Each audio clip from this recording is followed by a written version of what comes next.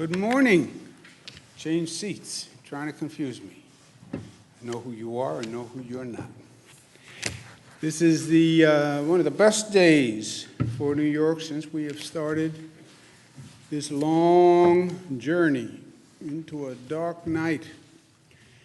Day 109 since we started this life-changing journey. Day 24 since the civil unrest started after Mr. Floyd's murder. We have the New York State Reform and Reinvention Collaborative. I believe this is going to be transformational for the state of New York. I believe it is the single best chance for real change, real reform. Seize the moment, carpe momentum. People have said we have to change our police departments and our public safety strategy. Now is the time to do it, and they happen to be right. We have April 1 is the deadline, 288 days and counting for local governments to enact real reform. And we mean real reform. We mean start with a blank sheet of paper and come up with your vision for your public safety department in your community. What do you want it to be? And what do you want it not to be? What is the use of force policy for your department? What is the staffing level? What does demilitarize the police mean in your community? People talk about defunding the police. What is the budget that you want for the police? Which you can only arrive at after you determine what staffing you want for the police. What is your transparent disciplinary process? How do you want your police department to work in your community, in your city, in your county?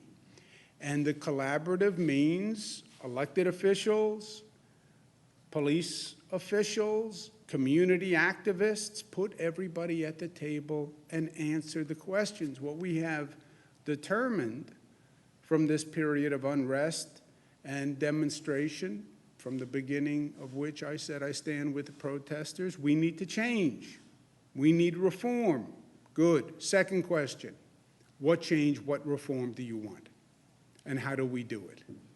That's the intelligent progression of this moment towards action.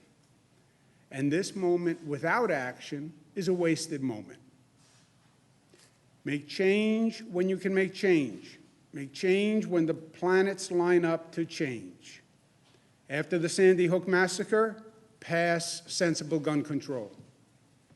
The nation saw children massacred in a classroom. They were outraged. They should have been. Turn the outrage into action. How do you turn outrage into action in society? by actually coming up with a new policy and making it a reality. But that starts with leadership. And it starts with leadership on the local level. Somebody stand up and lead. Mayor, stand up and lead. City council president, stand up and lead. City council person in charge of public safety, stand up and lead. 288 days. Who has the paper? Who has the pen? Who's calling the meeting? Ask that question to every one of the 500 communities in this state that have a police department. Who's doing it in your city? Who's doing it in your county? Only 288 days, and a lot of work to do in 288 days. Everyone says what they're against. Great. What are you for? And how do we do it? That's the question. Show some leadership. Friday is Juneteenth, commemorates the emancipation of slavery in the United States. It is a day that we should all reflect upon. It's a day that's especially relevant in this moment in history. I'm going to sign an executive order today, hence all my pens, recognizing Juneteenth as a holiday for state employees, and I'm going to propose legislation next year to make it an official state holiday. On the reopening, we're continuing to follow the data and the metrics. Our number of hospitalizations, lowest level since we started, amen, 1,400. Number of deaths, 17 deaths in the state of New York. 17. Lowest number since we started. I would feel, the only way I could feel better is if that number ever becomes 0. But 17, we remember in our thoughts and prayers the 17 lives lost. But this is great, great news compared to where we've been. Lowest level on the 3-day rolling average. That is the mountain. There it is. We always were wondering about the configuration of that mountain. What did it look like? How high was it going up? When would it crest? What was the plateau? How do we flatten the curve? How long would it take us to get down? And then, to add to the good news, we almost have too much good news, we did about 60,000 tests yesterday. Put that in context, 60,000 tests on one day. No state in the United States is doing that. 60,000 tests across the state. Number who tested positive, less than 1%. That is the lowest percentage of positive that we have had since we have started, period.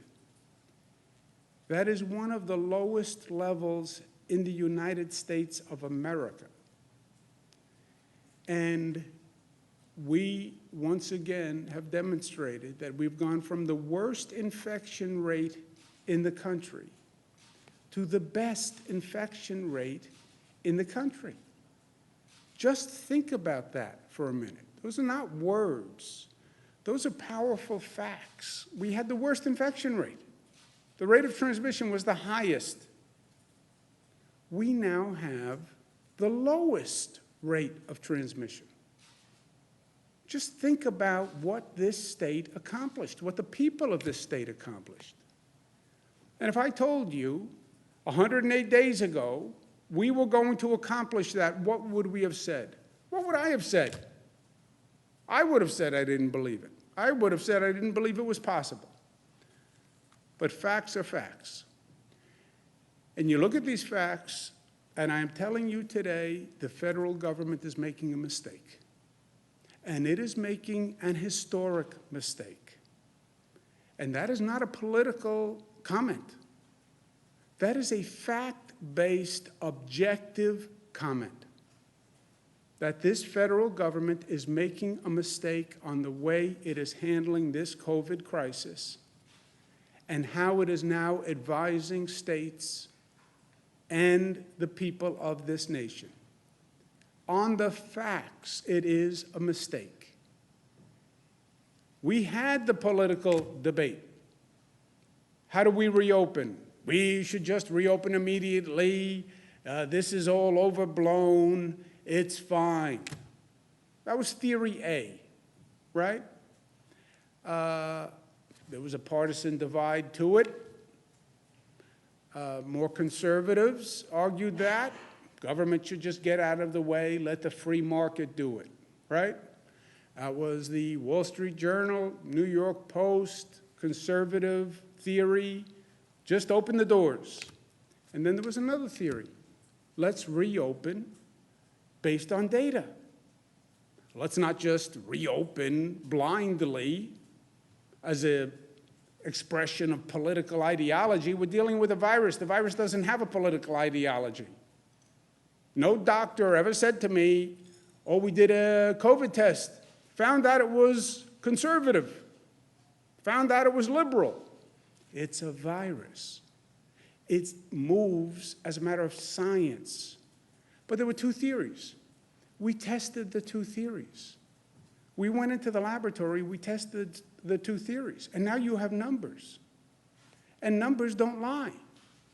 You have 20 states where you have the COVID virus increasing as a matter of numbers. Fact. Look at the headlines. Facts.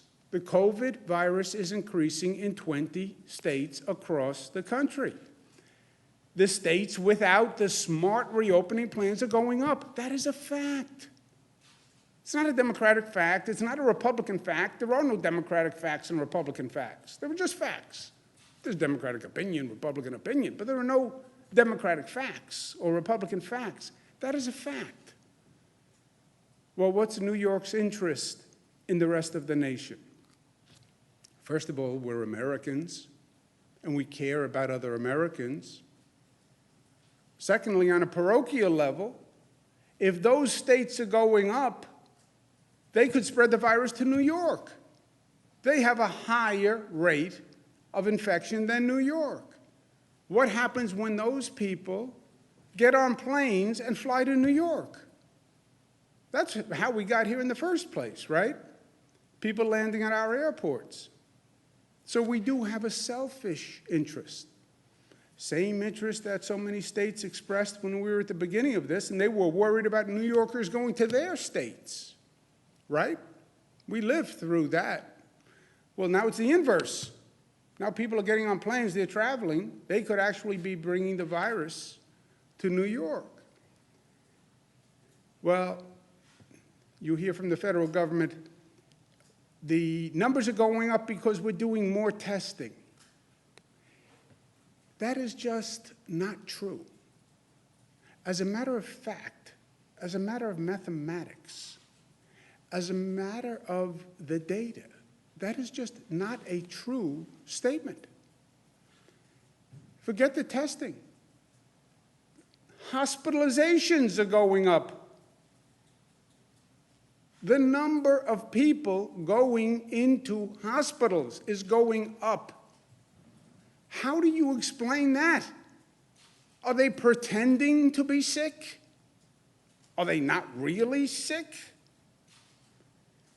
And you see the number of hospitalizations going up in those places where the percentage is going up in testing.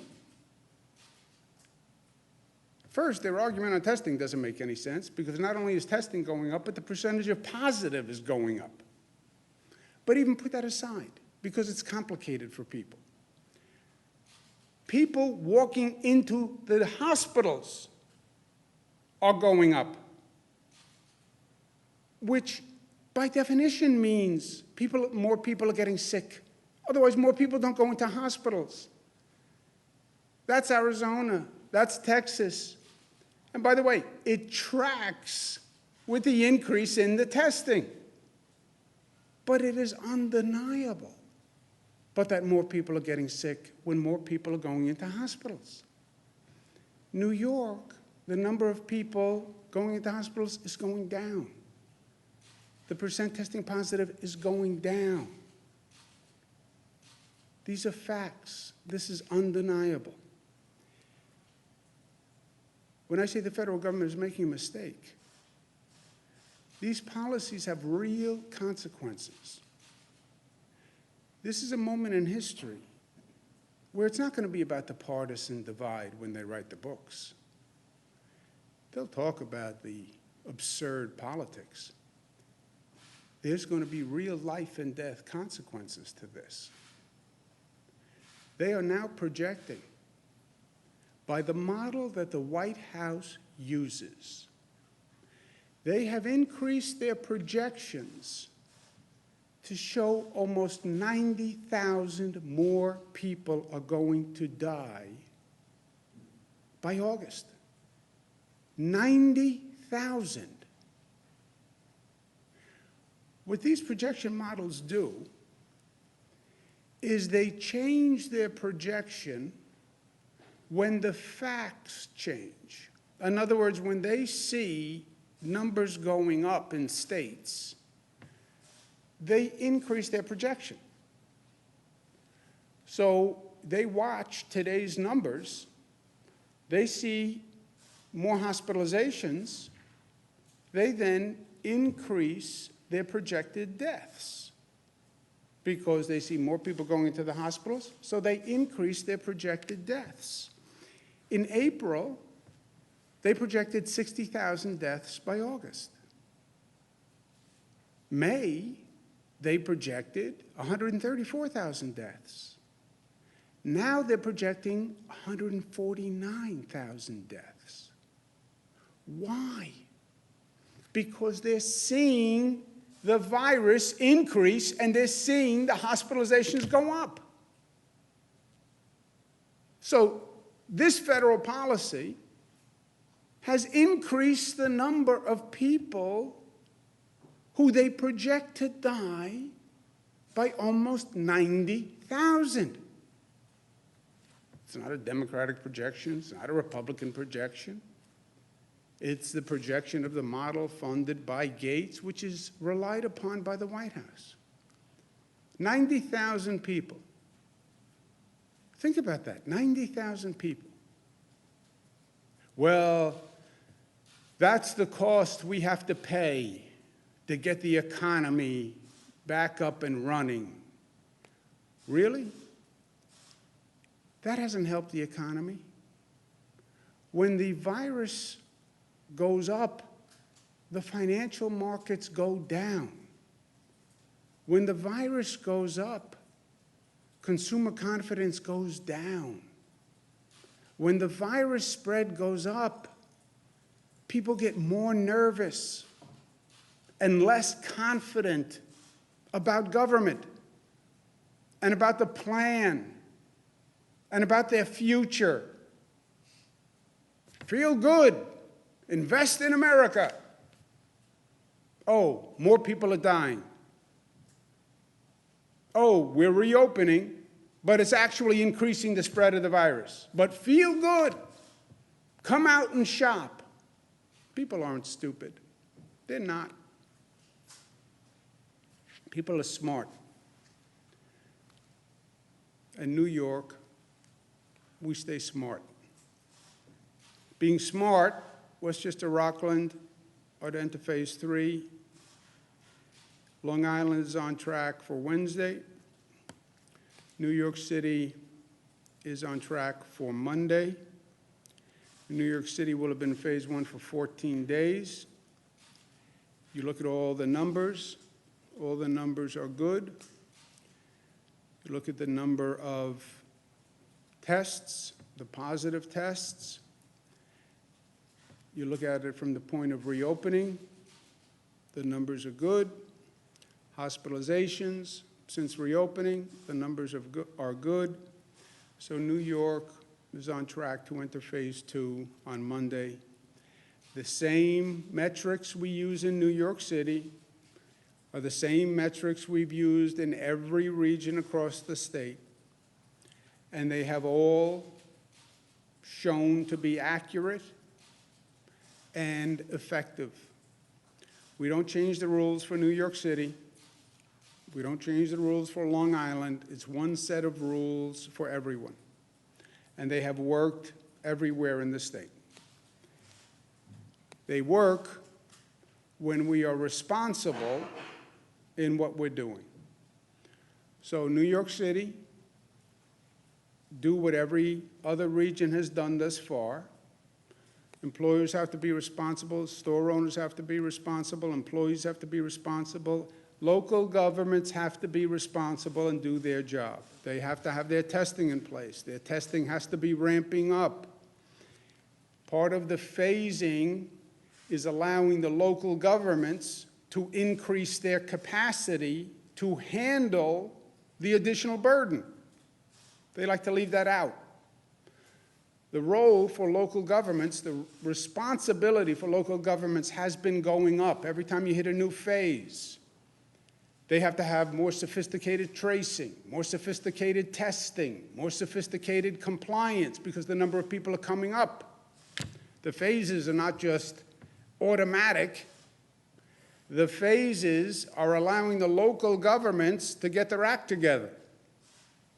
And they have to, because this only works if the business owners are educated, if they're ready, if they have the plans in place, if the employees are ready, and if the local governments are ready. Today I'm going to be signing legislation to protect the rights of healthcare workers who speak out. Quote-unquote, whistleblowers should be protected. But New York has climbed the mountain. And it was the highest mountain in the state of New York. I'm going to declare the COVID mountain the highest mountain in the state of New York. It's not really a mountain, because it doesn't exist. But it's a mountain to me, and it's a mountain to many people. And it's a mountain that we had to climb, which was unlike any other climb, because it went straight up. And you couldn't see the top because the top was in the clouds. But the only strategy was every day to take the next step. Take the next step, take the next step, take the next step. It was hard. It was exhausting. It hurt. But you'll find the top, even if you can't see the top, through the clouds. Just keep climbing, you'll find the top. Almost blind faith. And we determined the top by flattening the curve. You flatten the curve, you create the plateau, you create the crest. We created the crest. But then we had to come down the other side. And that was a long journey. It was about 42 days up the mountain, about 66 days down the mountain when you look back. Who's counting? I was counting every day. We climbed the mountain, and we're on the other side. There are other mountains to climb. And remember that we didn't create this mountain. We didn't create this crisis. This crisis was created because the virus did not come from China. It did not come from China. Mistake. The virus came from Europe. The virus came from Italy. The virus came from France. The virus came from Spain. How did that happen? I never heard that. I know, because nobody ever said that. Nobody ever told us. The virus left China and went to Europe. That's what happened this past January. And then the virus came here from Europe. January, February, March. Federal government didn't do a European travel ban until when? March 16th. January, February, March. How many flights flew into JFK? And how many people came? 3 million. 3 million. JFK, Newark International. Did we screen those people? Federal government didn't screen those people because the virus was supposed to be in China, according to them. That's how the crisis was created in New York. That's why New York had the high infection rate. Had nothing to do with New Yorkers, had nothing to do with a blue state, had nothing to do with anything about New York. It's because we were misled, we were misinformed, and the virus was coming from Europe. That's what created the crisis. So we had nothing to do with the creation. And then we had the worst crisis in the nation. And then we were left on our own, by and large. But we managed it. It is a lesson that will go down in the history books, and a lot of lessons for us to learn on many levels. But we did it, and in many ways, we should be invigorated because of it. That which doesn't kill you can make you stronger. We are stronger for it. I believe that. We're stronger as a community. And now we have other situations that we have to confront, other mountains to climb, but we have confidence after the last thing we've been through. And we will climb those other mountains, and we will do it together because we are New York tough and smart and united and disciplined and loving. And we are empowered to do that. And I look forward to doing that now that we are on the other side of this mountain. We'll climb new mountains together. And there are many new mountains to climb. For me, seeing those numbers back down, meaning we went up, we came down, and we're back where we should be, means we have to move on, stay vigilant, could come back. If you don't stay smart, it will come back. Could be a second wave. But we did what we had to do, my friends, and we did it together, and we did it every day. And now we're going to move on to other things. These daily briefings, while fun, take a lot of time. And I'm going to finish the daily briefings on Friday. And then we'll do briefings as necessary. And I'm sure they will often be necessary. But we're going to turn the page on the immediacy of this crisis. I hope people learn from what we accomplished here in New York. I hope people around the country look at New York and say, how did they do that? How did they go from the worst situation in terms of transmission to the best? How did they do that? I hope they look around and say, how can all these states be going up and New York is going down? How can that be? I thought New York had such a terrible problem. All that density, all that crowding. How's New York going down and our states are going up? What's the difference between what we're doing and what New York is doing? Isn't that peculiar? How can New York be going down and we're going up? That would be the logical question to ask. And there is a logical answer. And that answer can save lives. We have saved tens of thousands of lives in New York. And that is more important than any of this other stuff. I've signed the executive order. Questions? Governor, in terms of saving lives, there have been roughly now about 6,200 confirmed and presumed deaths in nursing homes. And talking to medical experts, specifically those that study nursing homes, they've said that perhaps that March 25th directive that we've all talked about at length potentially contributed to more deaths than might have been seen in New York had that directive not been implemented. So wondering, who advised, and this is also a question for you, Commissioner, who advised both you, Governor, and you, Commissioner, regarding that March 25th directive, and do you regret putting that into play? I know now it's been partially walked back. Let's do this one more time. I understand the politics on the issue. I understand what the Republicans say on the issue. It's not a coincidence that this is primarily an argument put forth by Republicans, right? That is a factual statement.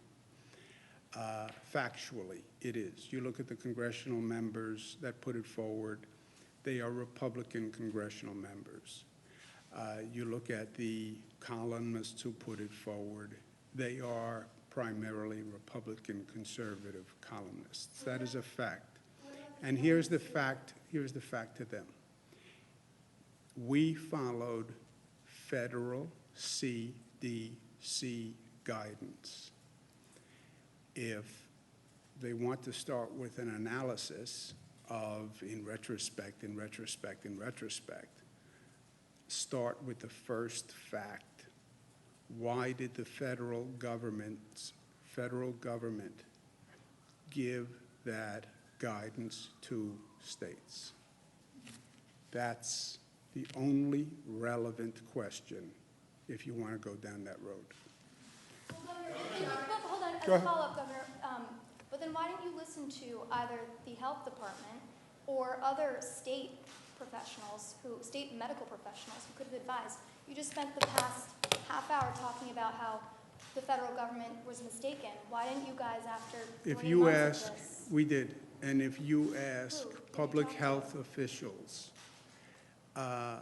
so first you have the federal government that gave that guidance, and then if you ask public health officials all across the board, when a person is no longer a senior citizen, no longer needs a hospital, is it intelligent and in that patient's interest to leave them in a hospital bed for 2 weeks at a period of time where they're probably no longer contagious, they're just not yet testing negative? They will say to you, it is highly risky to leave that person in a hospital bed for 2 weeks while COVID is raging and they are susceptible, because the likelihood of negative consequences to them is much, much higher if they stay in a hospital bed. And they will say a nursing home is a better environment if the nursing home can provide adequate, safe care where they care for that COVID person in a way that protects the other people in the facility, even though that senior citizen may not be contagious at that point. And the condition of the nursing home accepting that person was that the nursing home said, we can take that person and treat that person and give that person the treatment they need, and we can do it in a way that protects the other people in our facility. They will all say that was the best path for that senior citizen. They will all say, don't leave a person in a hospital for 2 weeks. There are infections. You can get sick being in the hospital, believe it or not. Sepsis, et cetera. So get that person out of the hospital as soon as you can. The person is probably in a stage of the disease where the person is not contagious. They just haven't tested below the antibody level to be negative. If the nursing home says we can take that person and protect the others. And that was the system in every case.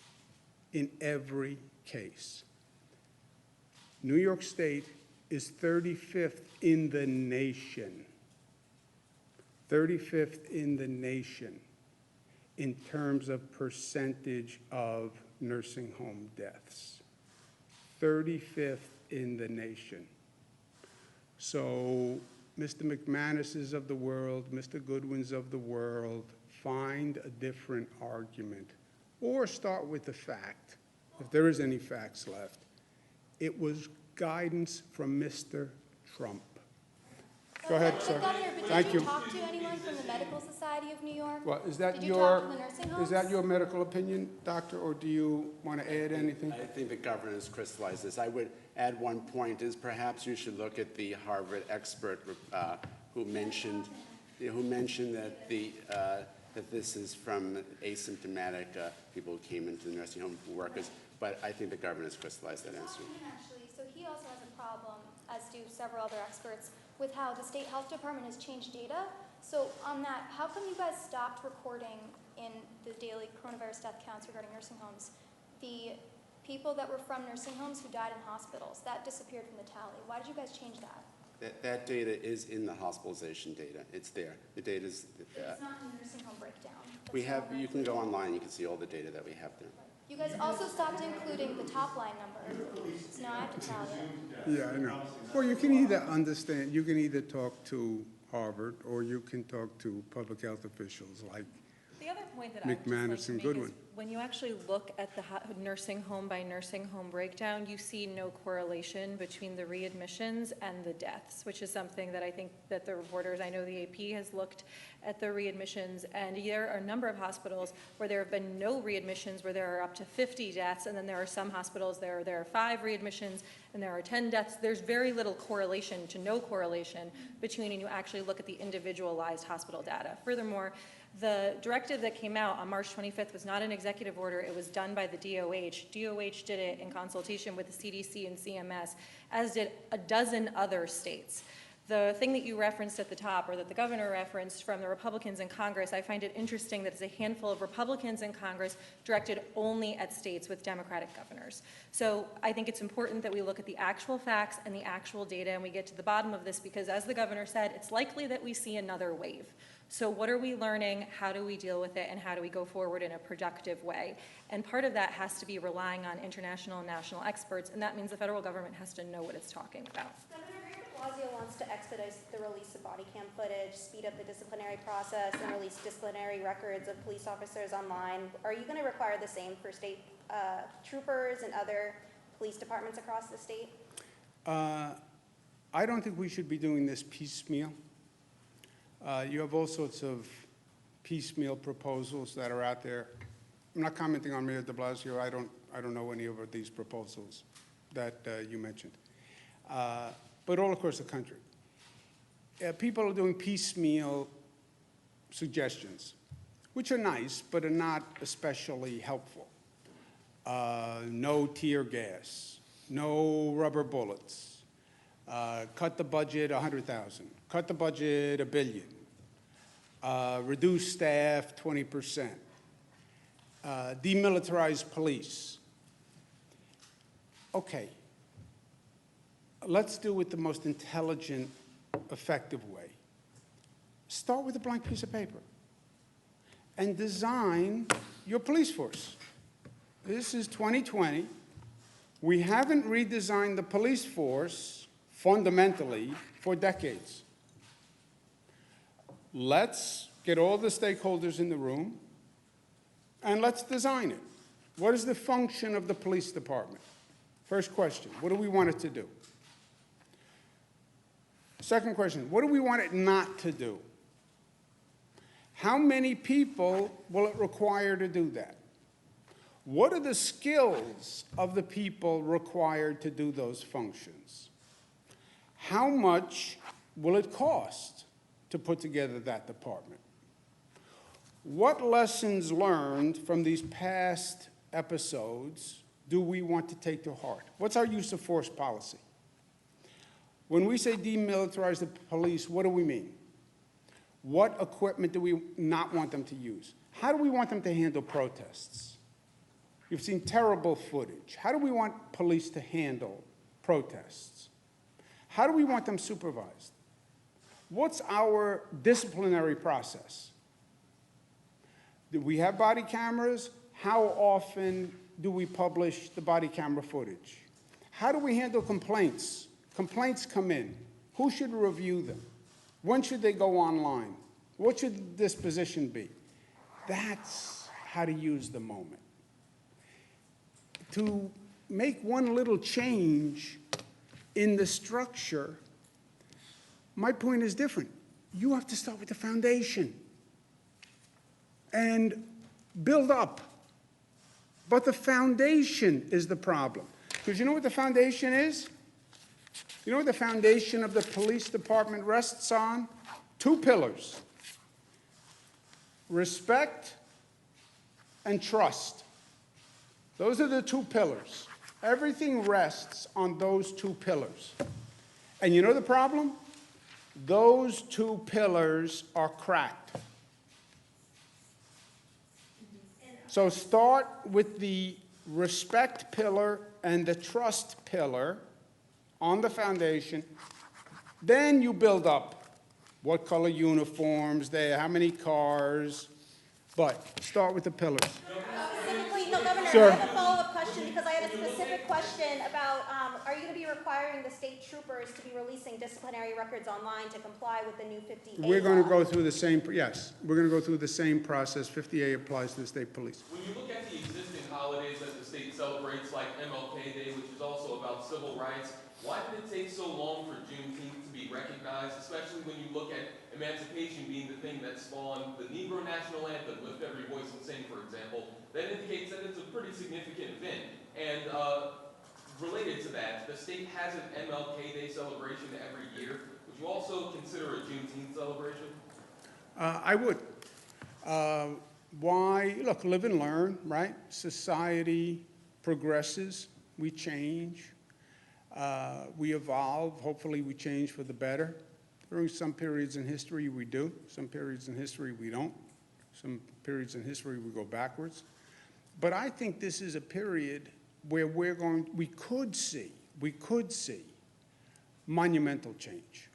And I want to be a force for change. And I want to help synergize this moment, whether it's reform on the police department, whether it's an expanded racial understanding and sensitivity and progress. And if Juneteenth is part of that, and a recognition of what happened, and an understanding of what happened, and an acknowledgement of that, great. I don't mean to play the race card, so to speak, but I can tell you that the functional equivalent of July 4th for the country at large is what Juneteenth is to the Black community as far as emancipation goes, because obviously freedom is the topic of discussion. So would you say that up to this point, the general public and elected officials as a whole haven't recognized the importance of that? I don't think it has been recognized for the importance that it denotes, and that's why I'm going to propose legislation to make it an official holiday next year. And that's why this year I'm doing what I can. What I can do is by executive order, make it a state holiday for employees, and that's what I'm doing. So the most I can do by executive order, and then next year I'd like to pass a law to that effect, because I acknowledge exactly what you're saying. And this would be a first step for the state. It may be a first step nationwide. I don't know any other state that has recognized Juneteenth this way. I'm not fully informed. I'd have to go back and look. But off the top of my head, I don't know that any state has done this. So I'd love to see New York as the first. The Supreme Court's supposed to make a decision on DACA here very shortly. Has the state thought of ways to possibly extend that program here in New York? Is that possible? We have to see what the court says, and if there's any crack or light for state action, then we will take it. Let's take one more question. Teachers and districts are looking for clarifications that they can start preparing over this summer. Will schools open for fall of this year? Yeah, we don't know for sure yet. We have to see where the virus is. We are in very good shape on controlling the virus in New York right now. There are question marks. Nationwide, globally, there are question marks. Is there a second wave? Is there a resurgence? There are national question marks. These other states are going up. Do people in Florida get on a plane and come here and we see an increase? Question mark, did the protests increase the spread of the virus? Or hopefully, did they happen at a time where the infection rate was so low already, about 1%, that even though they violated social distancing, et cetera, it didn't have an effect? Question mark, will local governments do their job? Are they doing the tracing and the testing and compliance? Question mark. So to say today, as we sit here in June, what is going to happen in September? Nobody can tell you. Nobody can answer that question. And think where we are today to September, and think of the period in time backwards. All this transpired, that whole mountain, that's 100 days. That's all that is 100 days. 3 months, the whole world changed. So September, let's get some more information and facts, and then we'll decide. Paul, you've talked about the need for that sort of standard nationally, or, because it's a big decision. We for answered local. those questions, right? No, you didn't. You closed down the San Francisco sleepaway. We did. What do you want?